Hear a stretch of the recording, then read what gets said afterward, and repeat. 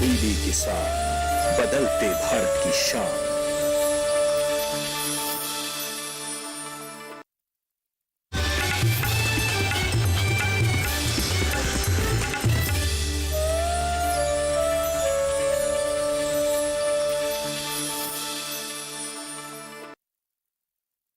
अरे इनसे मिलिए इन्हें जानिए, हरचंदपुर में सबसे न्यारे सबसे प्यारे कौन? हंटर बाबू, हंटर बाबू।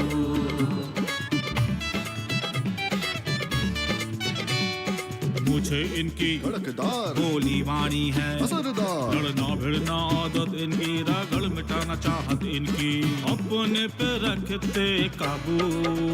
हंटर बाबू, हंटर बाबू।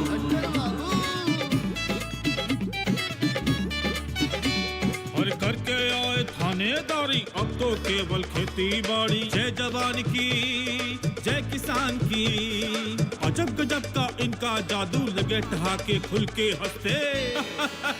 हंटर बाबू, हंटर बाबू, हंटर बाबू, हंटर बाबू।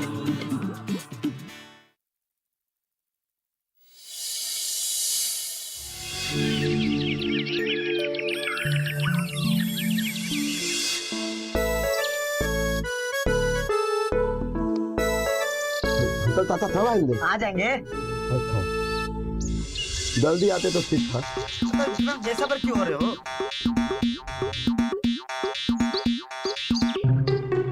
खुश रहो, खुश रहो। चलिए सब लोग पद्म आसन में बैठ जाओ।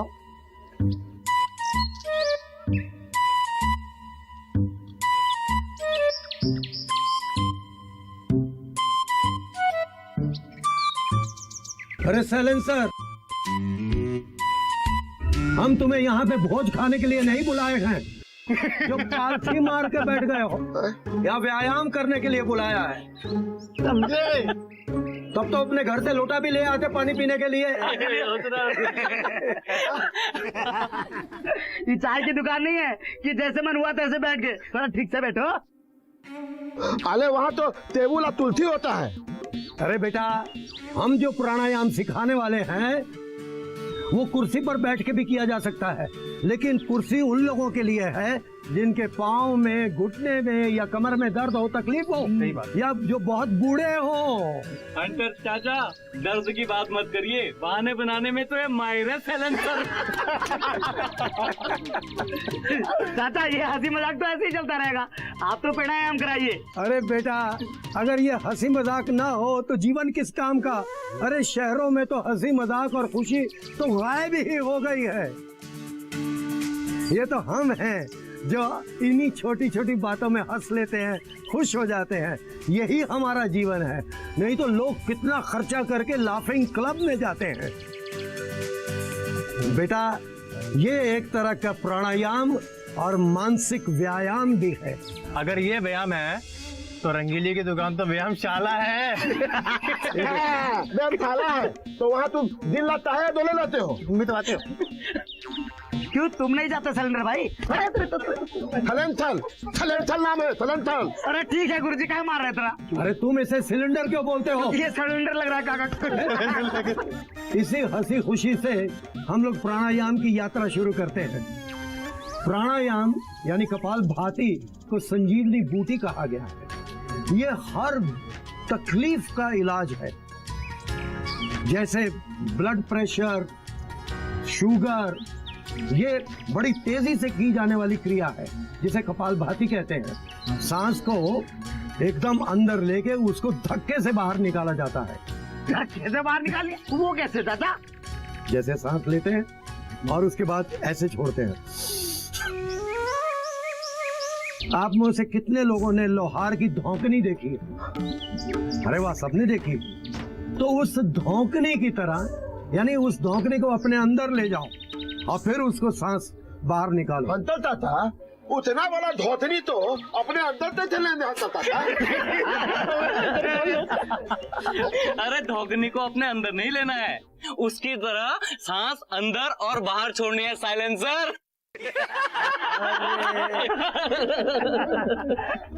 इसलिए तुम साइलेंसर ही हो। चल सांस अंदर बाहर करनी है धोकनी की तरह, समझ गए हो?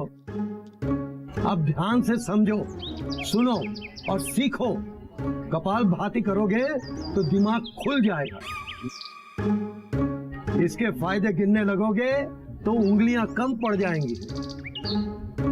अरे साइलेंसर, तेरी कितनी उंगलियां हैं? 10 है। तुम्हें पता है 10 है? तुम्हारा भी कहते हैं? अरे प्रभु इतना काहे मार रहे हैं?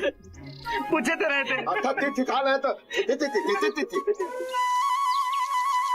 अरे वो अच्छा पढ़ा लिखा है। अच्छा ठीक है। तुम लिखे हो कि पढ़े हो? दोनों हो। दोनों। अच्छा चलो शुरू करो, कपाल भाती शुरू करो। बस इतना समझ लो कि कपाल भाती से ब्लड प्रेशर, शुगर और लिवर, दिमाग खुल जाता है, यानी भुलक्कड़पन भी ठीक हो जाता है। उसके बाद जो हार्ट में ब्लॉकेजेस होते हैं वो भी खुल जाते हैं। बस हाँ, मेरा पेट अंदर तड़ा दादा क्या?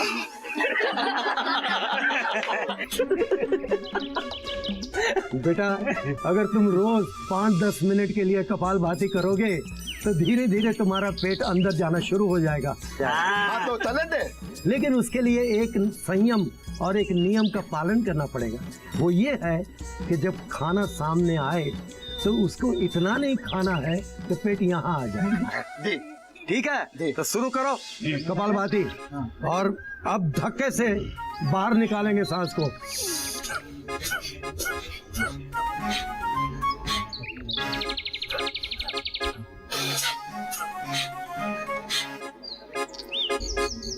सोना नहीं, जाग के करो साइलेंसर।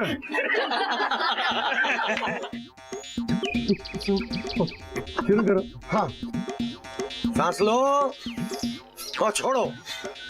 अरे पूरा शरीर नीचे नहीं करना, पेट को अंदर करना। एक बात सोच के चलते हैं। हाँ करो।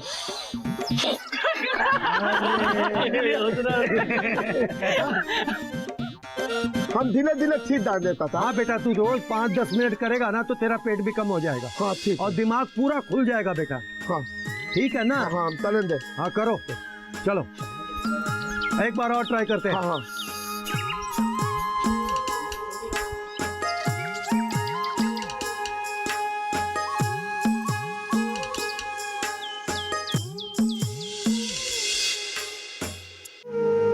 क्या हुआ? दीदी भी बोलती हो और खुलकर अपनी सारी बात भी नहीं बताती हो। हम औरतों का दर्द समझते हैं, बताओ। दीदी मुझे इतना पीटे कि सुबह उठने की हालत में नहीं थी। देखो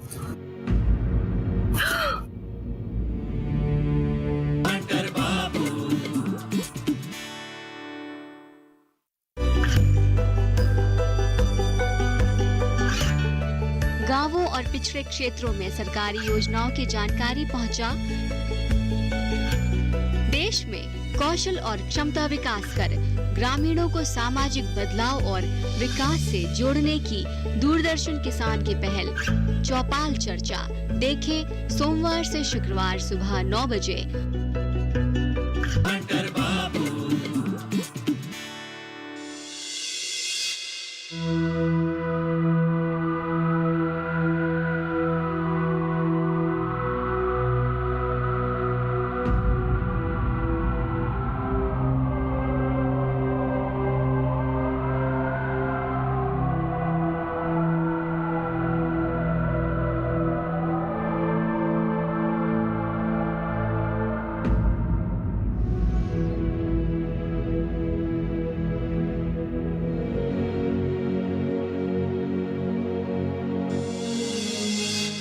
अरे भाई देख क्या जमाना आ गया है। क्या हुआ? 40 साल की 2 औरतों ने आपस में शादी कर लिया।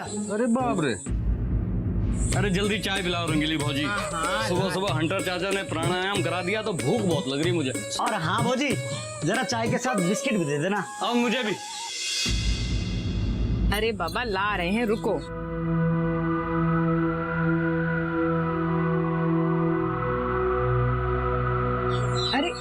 शोभा, एक मिनट। हाँ हाँ जी। ये लो तुम्हारा चाय और बिस्किट, और ये रखी तुम्हारी चाय और बिस्किट।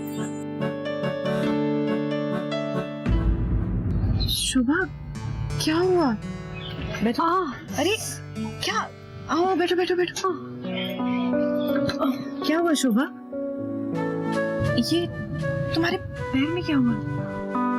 और तुम इतनी उदास क्यों हो? कुछ नहीं दीदी।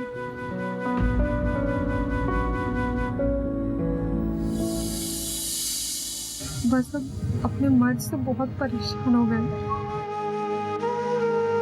क्या हुआ? दीदी भी बोलती हो और खुलकर अपनी सारी बात भी नहीं बताती हो। हम औरतों का दर्द समझते हैं, बताओ। दीदी मुझे इतना पीटे कि सुबह उठने की हालत में नहीं थी। देखो। लेकिन ऐसा क्यों किया उसने? सुबह घर के बाहर कपड़े सुखाने के लिए गई थी। हाँ। तभी फोन आया।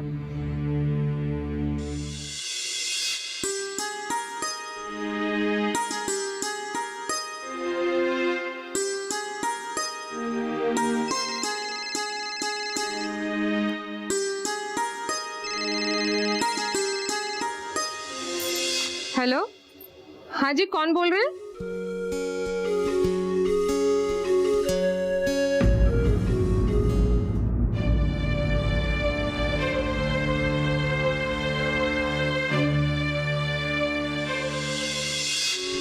हाँ जी, मैं हरिद्वार से।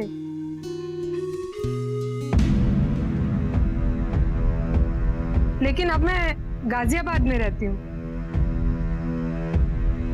नहीं, रॉन्ग नंबर। ये सुबह सुबह किसी यार का फोन आ गया? कुछ नहीं, रॉन्ग नंबर था। बातें तो बहुत मुस्कुरा के कर रही थी। अरे हरिद्वार से था, लेकिन रॉन्ग नंबर था।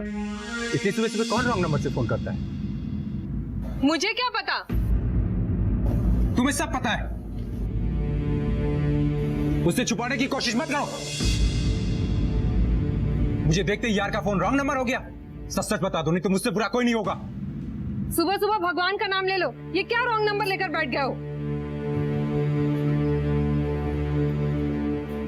जब भी देखो फोन पे लगी रहती हो। पता नहीं कितने यार, कितने चक्कर चल रहे तुम्हारे। कितना शक करते हो? कभी तो 2 मीठे बोल बोल लिया करो। इस लायक हो तुम? खुद से पूछो। पता नहीं किस मनहूस घड़ी में मैंने तुमसे शादी कर ली। बबूल के पौधे में कितना भी मीठा पानी डालो ना तो कांटा ही उगेगा।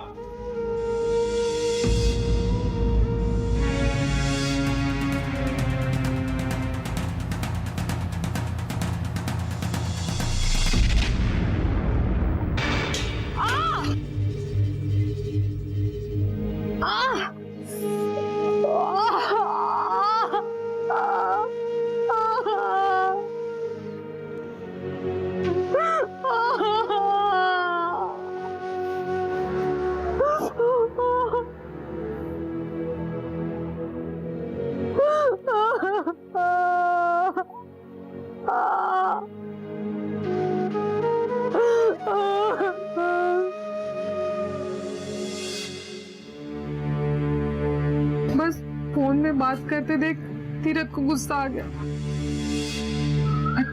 लेकिन कल हंटर बाबू शाम को तुम्हारे घर आए थे ना, सब समझा बुझा के गए थे।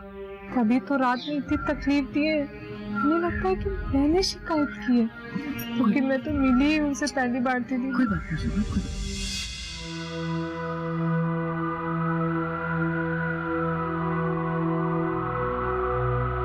छोटे लाल, पैसा दे दिए ना, अब चलो निकलो। हाँ, तुमको भी औरत का बात सुनने में बहुत ही मजा आता है। लेकिन वो ऐसा करता क्यों है? पता नहीं सच क्या है दीदी। क्या वो तुम्हारे चरित्र पर शक करता है? इस शक से आज तक कोई औरत बची है क्या दीदी? इतनी खूबसूरत बीवी होना भी गुनाह ही है। जब तीरथ ने तुम्हें पहली बार देखा होगा तो तुम्हारे इसी रूप के ऊपर वो मर मिटा होगा। लेकिन हमें समझ नहीं आ रहा कि उसे अगर यही सब करना था तो तुम्हें हरिद्वार से ब्याह कर क्यों लाया था? शादी के बाद कुछ दिन तक सब कुछ बहुत अच्छा था दीदी। हाँ। लेकिन फिर पता नहीं क्या हुआ, जबकि मैं तो उसकी माँ का भी अपनी माँ की तरह दिन रात सेवा करती हूँ, लेकिन फिर भी वो ये कहता है कि मैं उसकी माँ का ख्याल नहीं रखती। कोई बात नहीं, एक बात बताओ, उसकी माँ भी कुछ नहीं कहती क्या? टोकती है मगर उनकी वो सुनता कहाँ है। अब बर्दाश्त के बाहर हो गया है दीदी।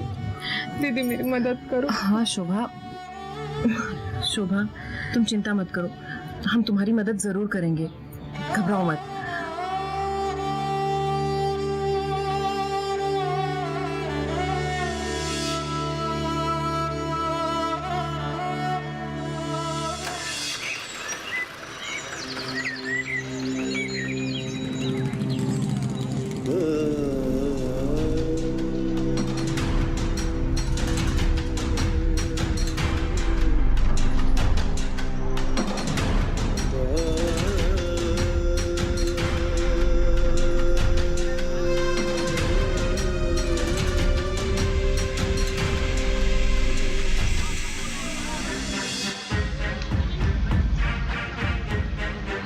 प्रणाम बाबा। अरे रंगीली, खूब खूब आशीर्वाद। तुम अपना चाय का दुकान छोड़कर इधर किधर घूम रही है? अरे बस बाबा। और ये तीरथ का घरवाली है ना? हाँ बाबा। ये क्या कर रही है? बाबा क्या बताएं, आजकल बहुत तकलीफ में है ये। तो ठीक है, हमारे पास भेज और दवा दे देंगे। अरे वो सब नहीं, आजकल ये अपने मर्द से बहुत परेशान है। अच्छा, अब हम समझ गए, इसका मर्द इसके बस में नहीं है ना? अरे तो हमारे पास आओ, हम ऐसा वशीकरण का मंत्र देंगे कि इसका मर्द तीरथ इसके आगे पीछे कुत्ता की तरह दौड़ता नजर आएगा। तुम इतनी खूबसूरत होकर अपने मर्द को बस में नहीं कर पाई तो लानत है तुम पर। वो वश में होने वाला आदमी नहीं है। अरे क्या बात कर रही है? हमारे पास आओ, ऐसा टोटका देंगे, अरे चुटकियों में तीरथ तुम्हारे आगे पीछे लौटने लगेगा। का बाबा, दुनिया कहाँ से कहाँ पहुँच गई और आप अभी तक ये टोना टोटका में अटके हुए हैं। हमको एक बात बताइए, आज के टाइम में अगर ये सब चलता तो कहीं तलाक होता क्या? आप बिना कछु भी बोलते रहते। चल सुबह। है रंगीली, सुनो, और तुम भी सुनो तीरथ का घरवाली, अगर गृहस्थ जीवन सुखी में जीना है ना तो थोड़ा बहुत तकलीफ सहने का आदत बना लो, समझी? तो ना टोटका पर नहीं विश्वास करती, नहीं करती तो नहीं करो, हमसे क्या कह रही है? एक काम करते हैं, आज चलते हैं रंगीली भौजी के और उनके हाथ की कॉफी पियेंगे। तो रूपा भी उनके हाथ की कॉफी का स्वाद ले लेगी। थैंक गॉड तुम्हें मेरा ख्याल तो आया। हाँ। वैसे आइडिया बहुत अच्छा है ना? तो चलें फिर। हाँ चलो। अरे भाभी, प्रणाम भौजी। प्रणाम। अरे रंगीली भाभी, आप यहाँ पे? हम तो आपकी दुकान पे जा रहे थे। ये तो बहुत ही अच्छी बात है, लेकिन अवतार भैया उसके पहले आपको हमारा एगो काम करना होगा। आप बोलिए ना, क्या काम है?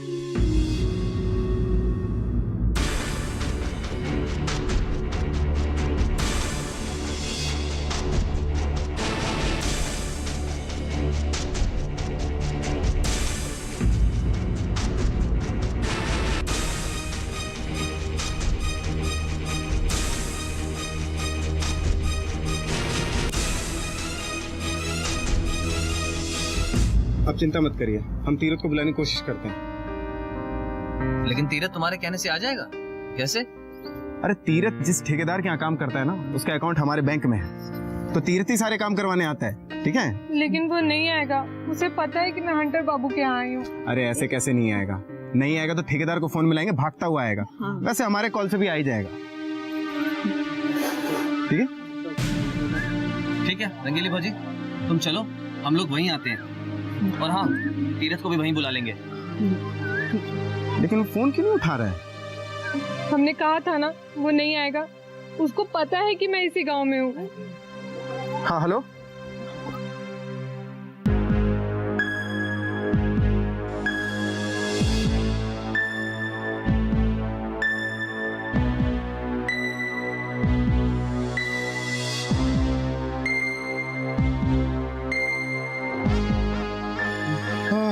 आप लोग चलिए, हम लोग आते हैं, ठीक है? चलो सुनो सुनो।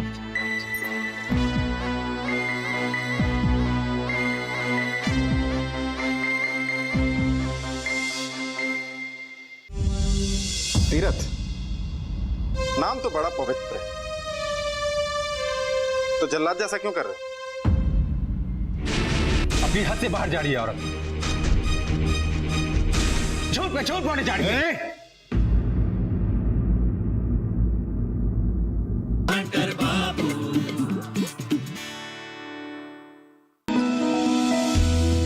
जानकारी जो किसानों के लिए हो लाभकारी, समस्याओं पर पड़ेगा समाधान भारी, कृषि की हर बात का ख्याल, कब कैसे की जाए बेहतर देखभाल, जानिए विशेषज्ञों के साथ, देखिए खेत खलिहान, सोमवार से शुक्रवार सुबह 7 बजे डीडी किसान पर।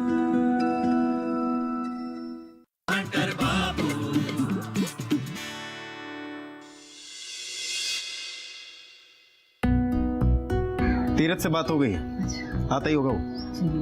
तीरथ आएंगे तो बरस पड़ेंगे। तुम चिंता मत करो, हम लोग हैं ना, हमारे सामने कुछ नहीं बोलेगा। आने दो, देखते हैं उसे, तुम्हें चिंता की कोई जरूरत नहीं है। अरे जीजू, आप कहीं जा रहे हैं क्या? अरे हाँ, ब्लॉक की तरफ जा रहे हैं, लेकिन अब पहले तीरथ से मिलकर जाएंगे। अरे लो, तीरथ भी आ गया। अरे आओ तीरथ, बैठो।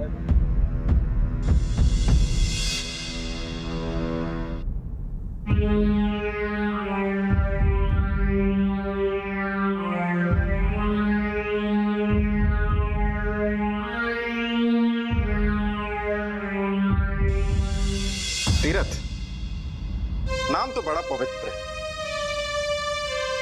तो जल्लाद जैसा क्यों कर रहे हो? क्या हो गया साहब, हमने क्या कर दिया? तुम हम सबको बेवकूफ तो मत बनाओ, सीधे बात पे क्यों नहीं आते?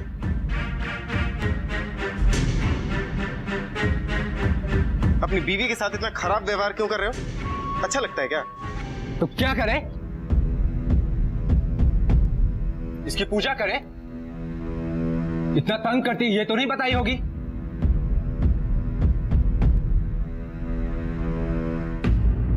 तीरथ, इतनी भोली भाली औरत क्या किसी को तंग करेगी? मुंह देख के तय मत कर लीजिए कि सीधी औरत है, हम जो भोग रहे हैं उसका क्या? हरिद्वार में जब साथ घूम रहे थे तब ये बदमाश नहीं थी। हरिद्वार में तीरथ करने गए थे ना तुम, और तीरथ की शोभा देखते देखते शोभा को ही ले उड़े।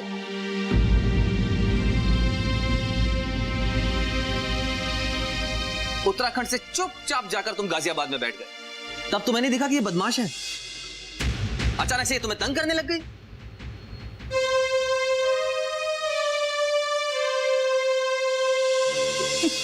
और जब मन भर गया तो तुमने मारकुटाई शुरू कर दी। हाँ,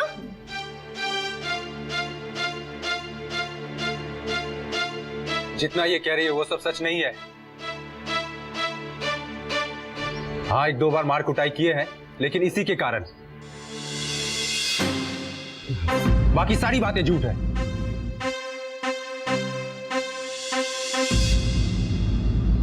लेकिन तीरथ, इस मारपीट का क्या मतलब है?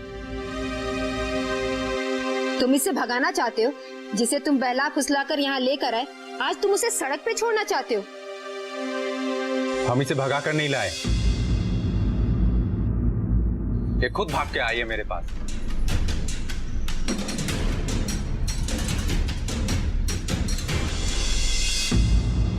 तो शादी की है ना आपने इससे? हम अपनी मर्जी से नहीं किए, दबाव डालकर शादी की है। शोभा, तीरथ जो कह रहा है वो कितना सच? बिल्कुल झूठ बोल रहा है ये, 1 नंबर का झूठा आदमी है ये। अपनी हद से बाहर जा रही है औरत, झूठ पे झूठ बोलने जा रही है।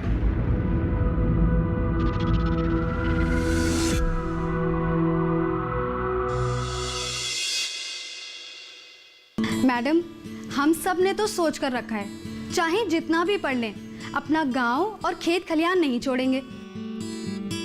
और अब देखिए ना, सरकार भी तो किसान की हर तरह से मदद कर रही है। लेकिन एक बात कहूं रूपा,